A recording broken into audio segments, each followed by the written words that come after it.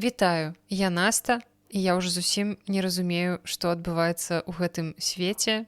Ну а ты па-ранейшаму слухаеш Белліт, падкаст пра кнігі і каля кніжныя тэмы. І калі пасля чытання апошнім часам навін з думкай, а навошта наогул гэта ўсё, калі заўтра мы проста можам не прачнуцца. Дык вось, калі вы ўсё яшчэ не знаходзіцеся ў дэпрэсіі ад таго, што чытаеце, што бачыце, што адбываецца ў свеце навокал у Беларусі за яе межамі, асабліва за яе межамі. Калі вы ўсё яшчэ не ў дэпрэсіі, то сёння такі аптымістычны падкаст з тым, што ж ўсё ж такі цікавага адбылося ў літаратуры ў Беларусі і ў свеце за люты. Другі выпуск гэтага года запісваю ажно ў сакавіку, таму што і ў студзені, і ў лютым траплялі на мяне нейкія такія штукі. Не назаву іх хваробамі, але тым не менш насмарк і кашаль крыху перашкаджалі мне займацца падкастам. Ну і шчыра кажучы, агулам такі ментальны стан быў не для таго, каб запісваць падкаст. І насамрэч, калі раней часам такое здаралася, я ведала, што вось я сяду, вазьму мікрафон, і мне стане добра, дакладна, не добра, а стане трошкі лепш, неяк прымальна, то гэтым разам у мяне было нейкае такое падсвядомае адчуванне, што калі я сяду і пачну запісваць падкаст, я, можа быць, штосьці запішу, але застануся гэтым проста абсалютна максімальна незадаволеная і проста дарэмна патрачу час. Таму я вырашыла, што гэтым разам спрабаваць не буду.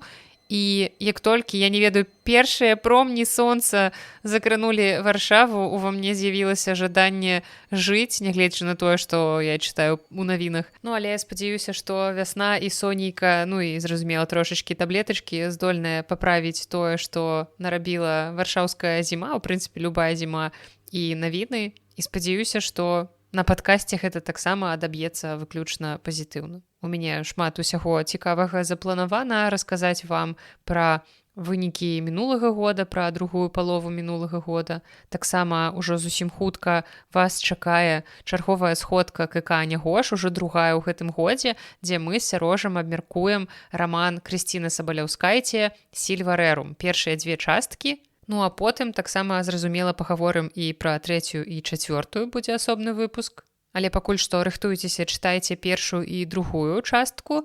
Мы з Сярожам ужо прачыталі, і спойлер, мне здаецца, што мы будзем гэтую кнігу выключна хваліць.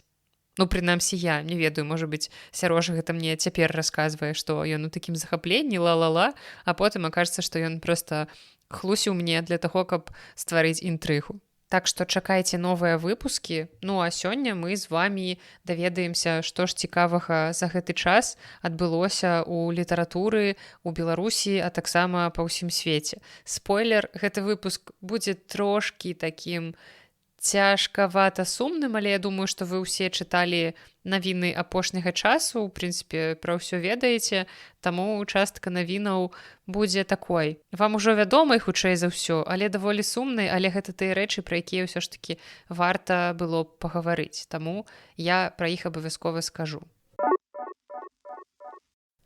Але пачынаем мы пакуль што даволі расслаблена, пачынаем з навінак беларускага кнігавыдання.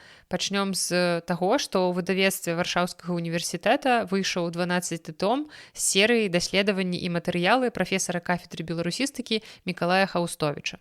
Чарговы том даследаванняў і матэрыялаў працягвае шэраг аўтарскіх выданняў, прысвечаных гісторыі беларускай літаратуры ад 18 да пачатку 20 стагоддзя. Гэтыя тамы выходзяць з 2014 года. Нейкі час яны нават прадаваліся ў нас у кнігаўцы. Не скажу, што быў нейкі шалёны попыт, на жаль, але тым не менш, калі вам цікава, то можете паспрабаваць пашукаць гэты том. На жаль, мне не ўдалося знайсці інфармацыю пра тое, дзе яго можна купіць. У выдавецтве «Дэграф», якое нейкі час таму заснаваў выдавец Раман Цымбераў, якога нядаўна не стала, выйшла кніга Міколы Захаранкі, лаўрэата літаратурнай прэміі імя Міхася Стральцова. Выданне выбраных твораў пад назвай «На тым краі зямлі», якое ёсць, уласна, узнагародай для лаўрэата прэміі, змяшчае паэзію, прозу і публіцыстыку. Журы прэміі прысудзіла ўзнагароду Міколу за творчае ўвасабленне і захаванне класічных літаратурных традыцый, вернасць мове палескай глыбінкі, метафарычна-фальклорнае асваенне духоўнага свету беларусаў. У гэтым жа выдавецтве выйшла новая кніга вершаў Алеся Дуброўскага-Сарочынкава пад назвай «Каляндарнае імгненне». Згодна з анатацыяй, адметнасць зборніка – гэта спалучэнне канкрэтнай каляндарнай вобразнасці і своеасаблівай пазачасавасці зместу, у якім на першым плане філасофскае асэнсаванне творчасці як спосабу быцця і быцця як творчасці. І яшчэ адна навінка выдавецтва «Дэграф» – гэта кніга «Недажын», кніга пра Алеся Каско. Уклаў кнігу мастак і паэт Лявон Валасюк. У кнігу ўвайшлі артыкулы, эсэ, успаміны, гутаркі і згадкі пра паэта Алеся Каско, а таксама яго выбраныя вершы і лісты. У выдавецтве «Полацкія лабірынты» выйшла кніга «Свабода як біяграфія», якая складаецца з гутарак з лаўрэатамі прэміі «Голас пакалення свабоды». Гэтая прэмія была заснаваная летась беларускім пэнам для ўшанавання выбітных асоб беларускай праваабарончай, літаратарскай і журналісцкай супольнасці ва ўзросце 60+, якія пасля 20-го года былі вымушаныя пакінуць Беларусь. У кнігу ўвайшлі 18 гутарак з інтэлектуаламі, праваабаронцамі, журналістамі і творцамі, якія сталі сведкамі і удзельнікамі перамен у Беларусі апошняга паўстагоддзя. Кнігу можна купіць на Алегра, спасылку пакідаю ў апісанні да выпуска. У выдавецтве «Фляумбаум» выйшаў зборнік эсэ Ханны Арэнд пра чалавечнасць у цёмныя часы. Кнігу ўклала Мары Луіза Кнот, перакладалі эсэ Алена Пятровіч, Вольга Гронская, Алена Талапіла і Кацярына Тэвіс. Гэтая кніга пачалася з пытання, якое Святлана Алексіевіч задала вядомай нямецкай экспертцы па інтэлектуальнай спадчыне Ханны Арэнд Мары Луізе Кнот, якая ўласна ўклала гэтую кнігу. Гэта адбылося на фестывалі міжнароднай літаратуры ў Кёльні ў 2022 годзе, і пытанне гучала так. Ці можаце вы мне сказаць, што Ханна Арэнд думала пра калектыўную віну? Ці існуе нямецкая віна? Святлану Алексіевіч цікавіў панятак арганізаванай віны, то бок той факт, што нацысты зрабілі немцаў сааўтарамі злачынства ці нават такімі пасіўнымі саўдзельнікамі. Ну і паколькі у межах гэтага мерапрыемства падрабязна абмеркаваць пытанне магчымасці не было, і Святлана тады прапанавала Мары Луізе укласці гэтую кнігу эсэ для таго, каб выдаць яе ў выдавецтве «Фляумбаум». І ў выніку выйшла вось гэтая кніга, першая кніга знакамітай мысляркі па-беларуску. У выдавецтве «Тэхналогія» пабачыла свет кніга «Дайце клею, бо самлею» або «Загадкі беларускіх фразеалагізмаў». Кніга стала вынікам даследаванняў доктара філалагічных навук Міколы Даніловіча. У анатацыі гаворыцца, што чытачы дазнаюцца, што азначаюць народныя выразы, вароты каўбасамі завязваць, прайсці Крым і Рым, што ў касцелі, то ў пасцелі, усе козы ў золаце, багатыя ноч разбяруць, жалезнага боба пад'есці і многія іншыя. Якімі з'явамі рэчаіснасці або нейкімі гістарычнымі падзеямі матываваліся гэтыя выразы, якім чынам яны ўтвораны, якім спосабам і наогул у якіх мясцінах Беларусі ўжываюцца. Але мяне пакуль што больш за ўсё цікавіць выраз, які ўзялі ў якасці назвы кнігі «Дайце клею, бо самлею», бо для мяне гэта гучыць як штосьці вельмі дзіўнае, як быццам бы нейкі дзіцячы жарт, таму што у першую чаргу мне б хацелася даведацца паходжанне гэтага выразу, бо ў маёй свядомасці, я думаю, што ў свядомасці многіх людзей майго пакалення, у нашай міленіяльскай свядомасці слова «клей» у фразеалогіі існуе выключна ў форме дзіцячай дражнілкі, калі ты просіш кагосьці сказаць «клей», каб адказаць гэтаму чалавеку «выпі баначку саплей». Таму мне супер цікава даведацца пра выраз «дайце клею, бо самлею», адкуль ён, навошта ён, што гэта такое наогул. Таму абавязкова з задавальненнем гэтую кнігу прачытаю. І я, здаецца, ўжо расказвала вам у падкасці, што я не асабліва шмат ведаю нейкіх прыказак, прымавак, фразеалагізмаў вось гэтага ўсяго, і таму мне бывае даволі цяжка з гэтым у перакладах. Калі мне сустракаюцца нейкія ў перакладзе устойлівыя выразы, якія мне трэба перакласці на беларускую мову нейкім беларускім адпаведнікам яго пашукаць, то вось хтосьці, магчыма, пачуўшы тэму, на якую трэба прыдумаць фразеалагізм, можа проста злёгку выдаць гэтую фразу. Я не магу, мне трэба вельмі шмат думаць, корпацца ў слоўніках, дзесьці там лазіць, шукаць. Мне б вельмі хацелася, мабыць, каб у мяне гэта неяк адбывалася больш натуральна, бо мне здаецца, што мы апошнім часам, ну, прынамсі я, Замест нейкай такой народнай творчасці, назовём гэта так, выкарыстоўваем мемы, выкарыстоўваем нейкія цытаты з фільмаў, жарты, нейкія лакальныя, такія сучасныя, модныя. І рэдка хто з нейкіх маіх знаёмых ужывае сапраўды вось гэтую народную мудрасць. Хаця апошнім часам я стараюся дадаваць у свой лексікон трошкі чагосьці такога цікавага, што я пачула. І вось таму гэтая кніга, мне здаецца, будзе асабіста мне неверагодна карыснай. Фонд «Камунікат» выдаў у лютым некалькі навінак, і першая з іх – гэта зборнік прозы Уладзіслава Ахроменкі «Нясвійская крыза» альбо «Вернуты рай». Гэта зборнік прозы розных жанраў і кірункаў.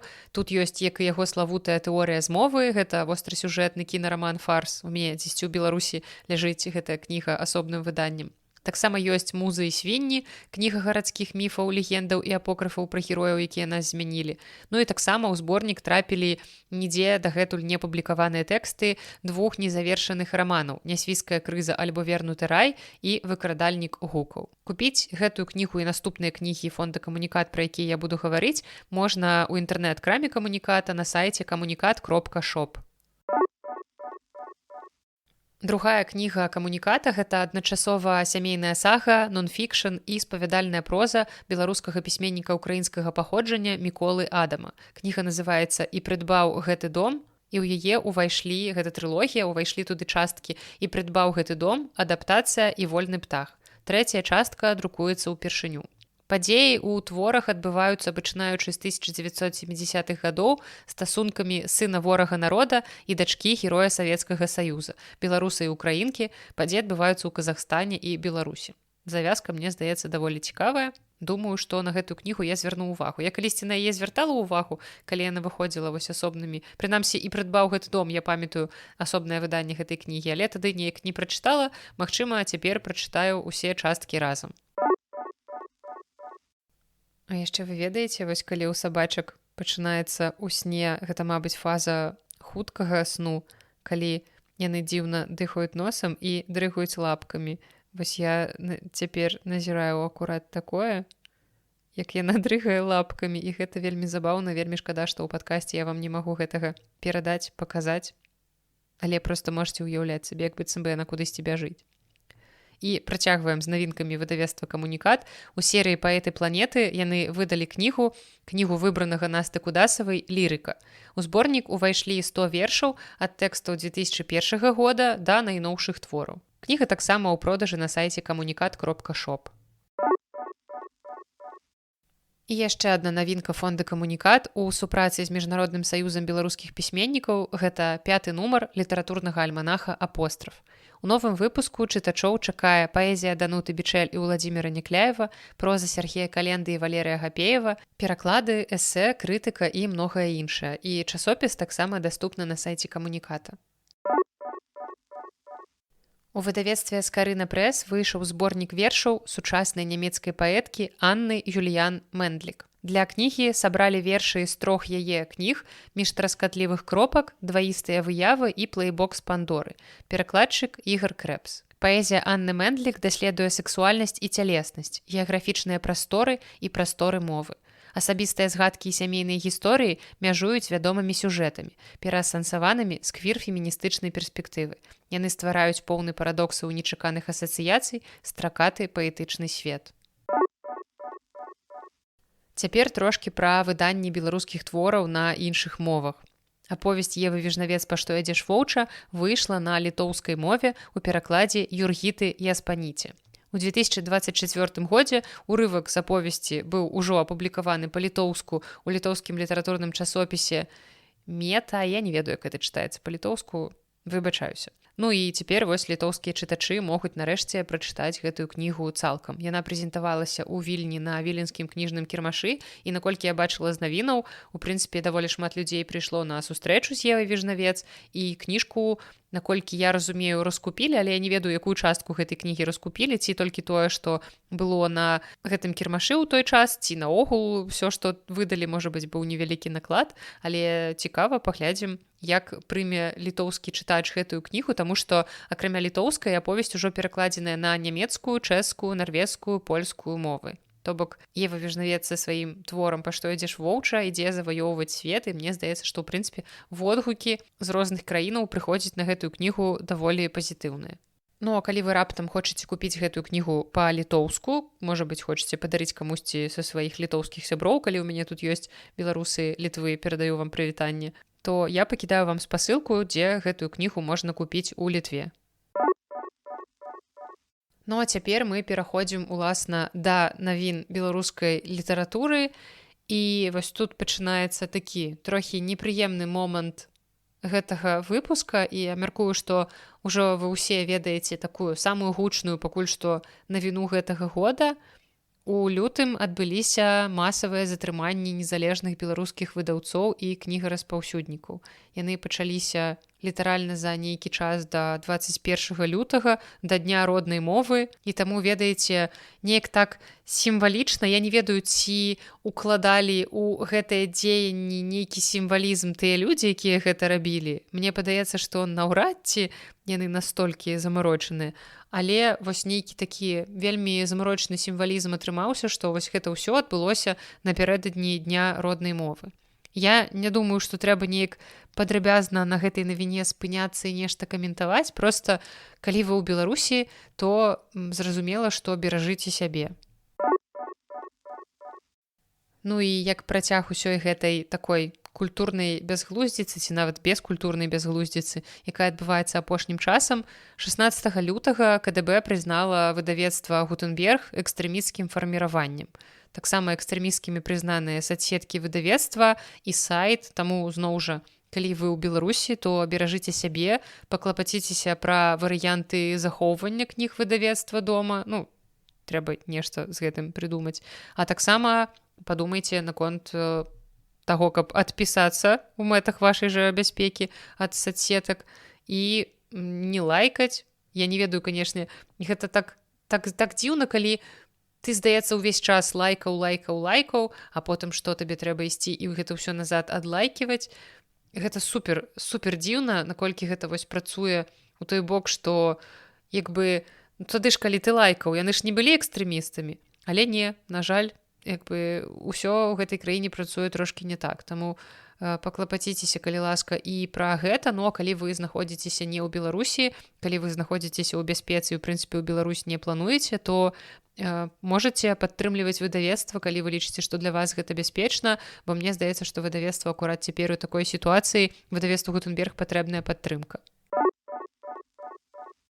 Ну, яшчэ трошачкі навінаў з краіны абсурду. У Віцебску скасавалі 2 абласныя літаратурныя прэміі. Гэта прэмія імя Ўладзіміра Караткевіча і прэмія імя Петруся Аброўкі. Гэта нармальна, калі вы нічога не чулі пра такія прэміі, я таксама пра іх не чула, а цяпер іх наогул няма, так што можам, у прынцыпе, пра гэтыя прэміі і далей нічога не чуць. Ну, а цяпер да навін з Беларусі, але больш прыемных. Нечакана, але музей Петруся Аброўкі ў Мінску стаў вельмі папулярным месцам для спатканняў. Я калісьці працавала ў Дзяржаўным музеі гісторыі беларускай літаратуры, і музей Броўкі акурат быў адным з нашых філіялаў. Таму даводзілася мне там бываць даволі часта, і сапраўды гэта было даволі такое прывабнае месца ў самым цэнтры Мінска. Броўка жыў у такой нармальнай хаце, у іх ёсць цудоўны балкончык з выдатным відам на горад, асабліва вечарам, калі сядае сонца і калі такі трошкі прыцемкі, і ты бачыш гэтыя ліхтары, бачыш фары машын. Карацей, хоць невысока, але такі даволі прыемны від з гэтага балкончыка. І таму музей Броўкі вырашыў вось так цікава выкарыстоўваць сваю лакацыю. У чым наогул заключаецца прапанова музея датычна спатканняў. Яны стварылі вечаровую праграму, якая называецца «Музеі для дваіх», чарга на якую расцягнулася ажно да студзеня 28 года. То бок цяпер вы можете запісацца на 28 год. І цікава, што людзі запісваюцца, абсалютна ўпэўненыя, што за гэты час яны не расстануцца. Класна, аптымісты. Зразумела, я жартую, але гэта такі вось цікавы незвычайны фармат, які дазваляе закаханым застацца ў залах пасля закрыцця музею. Ну, а сакрэт папулярнасці такіх спатканняў хаваецца ў тым, што гэта даволі атмасферна, таму што, па-першае, ты застаешся ў музеі вечарам, гэта ўжо пасля 7 гадзінаў, ужо такі прыемны змрок на вуліцы дзесьці пануе, і ты можаш назіраць акурат вось як горад паступова сцішаецца, спыняецца. калі ўсё менш людзей, машын на вуліцах. І плюс да таго ж супрацоўнікі музея прапануюць не проста пахадзіць, павандраваць па гэтых пакоях, яны прапануюць цэлую тэматычную экскурсію з акцэнтам на гісторыю кахання Броўкі і яго жонкі Алены. Плюс таксама гасцям паказваюць унікальныя прадметы з фондаў, якія ў звычайнай экспазіцыі ўбачыць немагчыма. Таму мне здаецца, што гэта цудоўны спосаб, выдатны спосаб з такой, у прынцыпе, даволі нуднай штукі, як наведванне літаратурнага музея, яшчэ і музей Петруся Броўкі. Такое даволі неадназначнае стаўленне ў нас ёсць у грамадстве адносна яго творчасці, адносна яго асобы. Нават, мне здаецца, больш асобы, чым творчасці, але тым не менш, гэта цудоўны спосаб зрабіць такую вельмі нішавую штуку, вельмі нішавую забаву з месца, якое здаецца, не асабліва неяк прываблівае наведнікаў. Але, як бачыце, чарга распісаная да пачатку 28-го года, і сапраўды гэта даволі папулярны спосаб правесці час.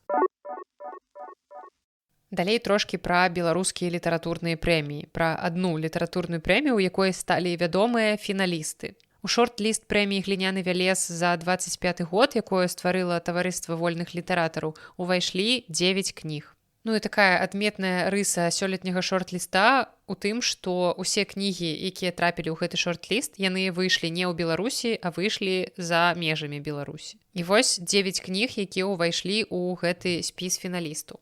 Гэта Зміцер Вішнёў з раманам «Я тое мяса, якое прыгатаваў Зміцер». Кніга выйшла ў выдавецтве «Скарына прэс». Далей гэта раман Александра Карнаўха «Халодныя землі», выдавецтва «Гутенберг».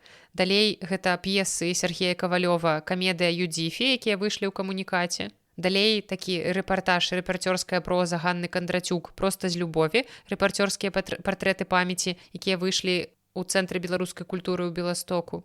Далей двухмоўная кніга паэзіі Ванды Мартинш-Душрэйш «Таямніцы высокага двара», якія выйшлі ў Вільні ў выдавецтве «Слінкціс». Наступная кніга гэта апавяданне Уладзіміра Сцяпана «Ваўка», выдавецтва «Мяне няма». Далей эсеістыка проза Сергея Сыса «Пералёт трава», выдавецтва «Логвінаў». І яшчэ 2 кнігі шорт-ліста гэта зборнікі паэзіі, гэта паэзія і калажы, двухмоўны зборнік Юліі Цімафеевай «Рэжу гісторыю сабой», які выйшаў у берлінскім выдавецтве «Эдішн Фрёліх». І таксама постпаэзія Макса Шчура «Чайны збор», зборнік выйшаў у выдавецтве «Сейбіт». А цяпер пераходзім да навін замежных. Тут таксама ёсць навіны літаратурных прэмій, бо быў абвешчаны доўгі спіс міжнароднай букераўскай прэміі, у які ўвайшлі 13 кніг. Галоўны прыз складае 50 000 фунтаў стэрлінгаў, гэта каля 67 000 даляраў, і гэтая прэмія прысуджаецца за найлепшыя пераклады мастацкай літаратуры, і сёлета прэмія адзначае сваё дзесяцігоддзе. Гэту ўзнагароду атрымлівае адзін аўтар і адзін перакладчык, і яна дзеліцца паміж імі пароўну. А сярод імёнаў намінантаў, якія могуць быць знаёмыя беларускаму чытачу, напрыклад, нямецкі пісьменнік Даніэль Кельман. Нам ён вядомы беларускім перакладам рамана «Тыль», які зрабіла Вольга Гронская. Кніга выходзіла ў нас у выдавецтве Янушкевіч, і за яе пераклад Вольга атрымала прэмію Шэрмана. А на міжнародную букераўскую прэмію Кельман намінаваны з кнігай «Рэжысёр», перакладзеная на англійскую мову Росам Бенджамінам. Кніга натхнёная жыццём аўстрыйскага кінарэжысёра Георга Вільгельма Папста, які супрацоўнічаў з Трэцім рэйхам. Шорт-ліст з 6 кніг будзе абвешчаны ўжо зусім хутка, ў канцы месяца, 31 сакавіка, і кожная кніга, якая ўвайшла ў шорт-ліст, атрымае 5000 фунтаў стэрлінгаў, якія зноў будуць пароўну падзеленыя паміж аўтарам і перакладчыкам. А пераможца будзе абвешчаны 19 траўня на цырымоніі ў галерэі Тейт Мадэрн у Лондане. А цяпер трошкі яшчэ такіх навін сумных, але не такіх сумных, як у Беларусі.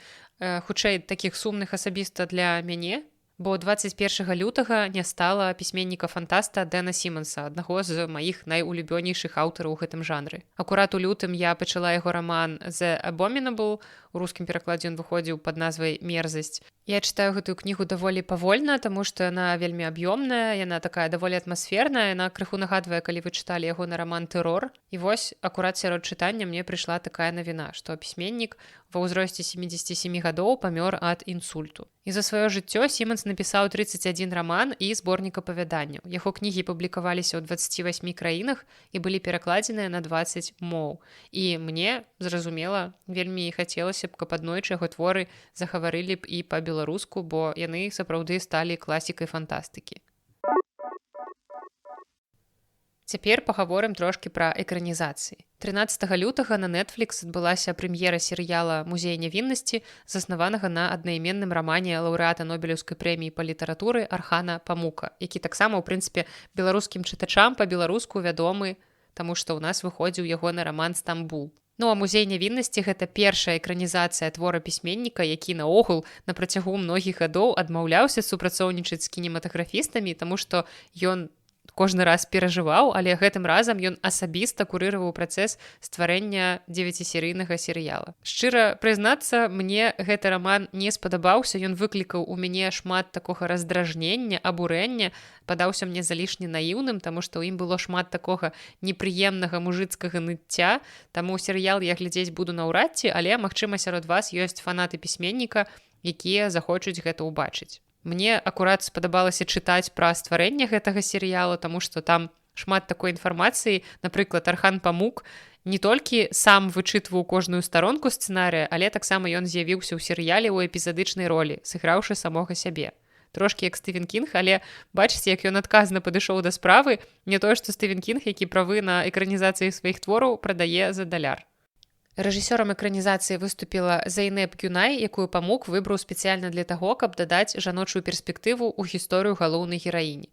Здымкі доўжыліся 4 гады ў 110 лакацыях, і для акцёраў было створана больш за 3000 касцюмаў. А яшчэ ў пракат выйшла, магчыма, самая чаканая і спрэчная экранізацыя года. Гэта «Навальнічны перавал» рэжысёра Эмеральд Фенел, якая зняла нашумелы «Солтбёрн», які мне зусім не спадабаўся. І вось гэты фільм, гэта экранізацыя ўжо выклікала палярную рэакцыю, таму што некаторыя людзі называюць яго геніяльна шчырым поглядам на вось гэтыя ўсе разбуральныя жарсці, то абвінавачваюць некаторыя людзі ў вульгарнасці гэтую экранізацыю і ў тым, што яны здрадзілі духу класікі. З таго, што чула я ад людзей, якія любяць гэты раман і ўжо паглядзелі экранізацыю, яны кажуць, што гэты твор больш ператварыўся ў любоўную драму. Як бы там ёсць гэтая сюжэтная лінія, але як быццам бы гэтая кніга ўсё ж такі больш пра іншае, а яго зрабілі такой вельмі банальнай любоўнай меладрамай. У галоўных ролях зняліся Марго Робі і Джейкаб Элорді. Вось акурат гэтую экранізацыю я глядзець хутчэй за ўсё буду, пры гэтым я зраблю чарговую спробу падступіцца да рамана, які я чытала не адзін раз, але кожны раз я адчуваю, нібы, здаецца, прачытала кнігу, але як быццам бы прачытала не да канца. Летась я нават рабіла спробу паслухаць аўдыёкнігу па-польску, але я потым вырашыла, што неяк лепш, нарэшце я прачытаю арыгінал. Таму, магчыма, нарэшце, хутка я ствару тую самую рубрыку, пра якую я мару ў сваім падкасці. Гэта асобныя выпускі, дзе я расказваю пра кнігі і іх экранізацыі, параўноўваю іх паміж сабой. І, можа быць, акурат «Навальнічны перавал» для мяне стане такой добрай нагодай пачаць гэтую рубрыку менавіта вось з гэтага твора. А таксама стала вядома, што вядзецца праца над экранізацыяй рамана Шарлоты Бронте «Джейн Эйр».